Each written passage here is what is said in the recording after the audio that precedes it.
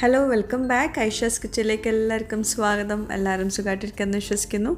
അപ്പോൾ ഇന്ന് ഷെയർ ചെയ്യാൻ പോകുന്നത് നല്ലൊരു ഇഫ്താർ ഡ്രിങ്കാണ്. വളരെ വ്യത്യസ്തമായിട്ടുള്ളൊരു ഡ്രിങ്കാണ്. നല്ല സിമ്പിളായിട്ട് ഉണ്ടാക്കാൻ പറ്റും. മാമ്പഴം കൊണ്ടാണ് ഈ ഒരു ഡ്രിങ്ക് ഉണ്ടാക്കിയിട്ടുള്ളത്. എല്ലാവർക്കും ഒരേപോലെ ഉണ്ടാക്കാൻ പറ്റുന്ന, ഇഫ്താർ സമയത്തൊക്കെ കുടിക്കാൻ പറ്റുന്ന നല്ലൊരു ഡ്രിങ്കാണ്. എല്ലാവരും ഒന്ന് ട്രൈ ചെയ്ത് നോക്കാം. എല്ലാവർക്കും ഇഷ്ടമാവും കേട്ടോ. അപ്പോൾ നമുക്ക് നേരെ റെസിപ്പിയിലേക്ക് പോവാം. ഈ ഒരു ഡ്രിങ്ക് അറബ് കൺട്രീസിലൊക്കെ ജ്യൂസ് ഷോപ്പിലൊക്കെ കിട്ടുന്ന ഒരു ഡ്രിങ്കാണ്. പേര് അറീസി എന്ന് പറയും. അപ്പോൾ നമുക്ക് നേരെ റെസിപ്പിയിലേക്ക് പോവാം. അതിനു മുമ്പ് നമ്മുടെ ചാനൽ ഇതുവരെ സബ്സ്ക്രൈബ് ചെയ്യാത്തവരുണ്ടെങ്കിൽ നിങ്ങൾക്ക് ഈ ചാനൽ ഇഷ്ടമാവുന്നുണ്ടെങ്കിൽ ഒന്ന് സബ്സ്ക്രൈബ് ചെയ്യണേ. അവിടെ കാണുന്ന റെഡ് സബ്സ്ക്രൈബ് ബട്ടൺ ഒന്ന് പ്രസ് ചെയ്യുക. അതിൻ്റെ കൂടെ ചെറിയൊരു ബെല്ലൈക്കൺ ഉണ്ട്, അതുകൂടെ ഒന്ന് പ്രസ് ചെയ്യാം. അപ്പോൾ ഇതുപോലെ കാണാം. ഇതിൽ ഓൾ വേണം പ്രസ് ചെയ്യാൻ.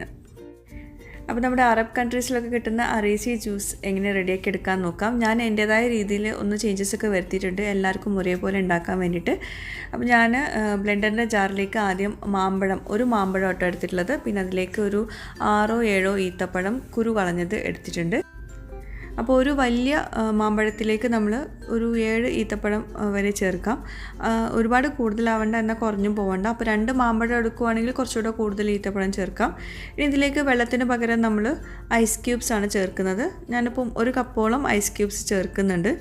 പിന്നെ കുറച്ച് പാൽ ഒഴിച്ചു കൊടുക്കാറുണ്ട്. ഞാനിപ്പോൾ 3 ഗ്ലാസ് ഈ ഒരു ജ്യൂസിലേക്ക് 1 കപ്പ് തണുത്ത പാലെടുത്തിട്ടുണ്ട്. അതിൽ 1/2 കപ്പ് മാത്രമേ ഇപ്പോൾ ഒഴിച്ചു കൊടുക്കുന്നുള്ളൂ. ബാക്കി നമുക്ക് പിന്നീട് ഒഴിച്ചു കൊടുക്കാനുള്ളതാണ്. അപ്പം ഒരുപാട് പാലൊക്കെ ഒഴിച്ചിട്ട് അടിച്ചെടുക്കുകയാണെങ്കിൽ പിന്നെ നമുക്കിത് നന്നായിട്ട് അരിഞ്ഞു കിട്ടില്ല. അപ്പം നല്ലോണം ബ്ലെൻഡ് ചെയ്തെടുക്കുക. നല്ല തിക്കായിട്ടുള്ളൊരു മിൽക്ക് ഷേക്കാണ് നമുക്ക് വേണ്ടത്. അപ്പോൾ നമ്മളിതിലേക്ക് ഒട്ടും തന്നെ പഞ്ചസാര ചേർത്തിട്ടില്ല കേട്ടോ. ഈത്തപ്പഴത്തിൻ്റെ മധുരം ഉണ്ടാവുള്ളൂ. ഇനി നമ്മൾ ഗ്ലാസ്സിലേക്ക് ഇതൊന്ന് സെറ്റ് ചെയ്ത് വയ്ക്കുവാണ്. അപ്പോൾ ഇതൊക്കെ ഒരു ഡെക്കറേഷൻ്റെ ഭാഗമാണ് കേട്ടോ. സാധാരണ നമ്മൾ ഈ ഒരു ജ്യൂസ് ഷോപ്പിൽ നിന്ന് പോയിട്ട് കുടിക്കുമ്പം അവർ ഗ്ലാസിൻ്റെ സൈഡിലൊക്കെ റോസ് സിറപ്പ് വെച്ചിട്ട് ഒന്ന് ഡെക്കറേഷന് കൊടുക്കാറുണ്ട്. അപ്പോൾ അതിന് പകരം ഞാനിപ്പോൾ ഇവിടെ കാരമൽ സിറപ്പാണ് എടുത്തിട്ടുള്ളത്. ഇതിപ്പോൾ ഞാനിപ്പോൾ ഇവിടെ ഉണ്ടാക്കിയതാണ്. എല്ലാവർക്കും ഉണ്ടാക്കാൻ അറിയുന്നുണ്ടാവും എന്ന് വിചാരിക്കുന്നത്. പഞ്ചസാര ജസ്റ്റ് ഒന്ന് മെൽറ്റ് ചെയ്യുക. അപ്പം ഗോൾഡൻ കളർ ആവുന്ന സമയത്ത് 1-2 ടേബിൾ സ്പൂണ് വെള്ളം ഒഴിച്ചിട്ട് നമ്മളൊന്ന് മിക്സ് ചെയ്യുക. അത്രയേ ഉള്ളൂ. അപ്പോൾ അതാണ് ഞാനിപ്പോൾ ഇവിടെ എടുത്തിട്ടുള്ളത്. അപ്പോൾ ഇതൊട്ടും നിർബന്ധമില്ല. ഞാൻ പറഞ്ഞല്ലോ, കുറച്ച് ചേഞ്ചസൊക്കെ ഞാൻ വരുത്തിയിട്ടുണ്ട്. ശരിക്കുള്ള അറീസി ജ്യൂസിൽ ഈ ഒരു സിറപ്പല്ല ഒഴിക്കുന്നത്. ഞാൻ പറഞ്ഞല്ലോ, റോസ് സിറപ്പാണ് ഒഴിക്കുന്നത്, അല്ലെങ്കിൽ റൂഹാഫ്സാണ് ചേർക്കുന്നത്. അപ്പോൾ ഇതൊരു ഭംഗിക്ക് വേണ്ടി മാത്രമാണ് കേട്ടോ. അതുപോലെ മറ്റേ സിറപ്പും ചേർക്കുന്നത് ഒരു ഭംഗിക്ക് വേണ്ടി മാത്രമാണ്.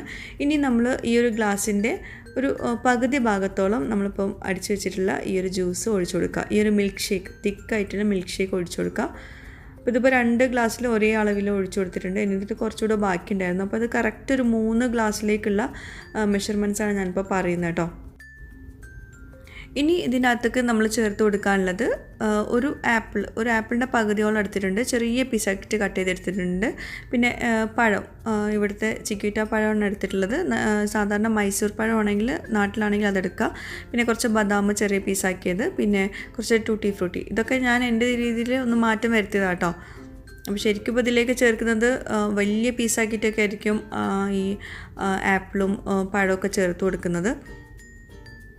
ഞാനിവിടെ കൂടുതലായിട്ട് ആപ്പിൾ എടുത്തിട്ടുണ്ട്, കുറച്ച് പഴം മാത്രമേ എടുത്തിട്ടുള്ളൂ. പിന്നെ ഇതിലേക്ക് സ്ട്രോബെറി, ഗ്രേപ്സ് ഇതൊക്കെ ചേർത്ത് കൊടുക്കുക.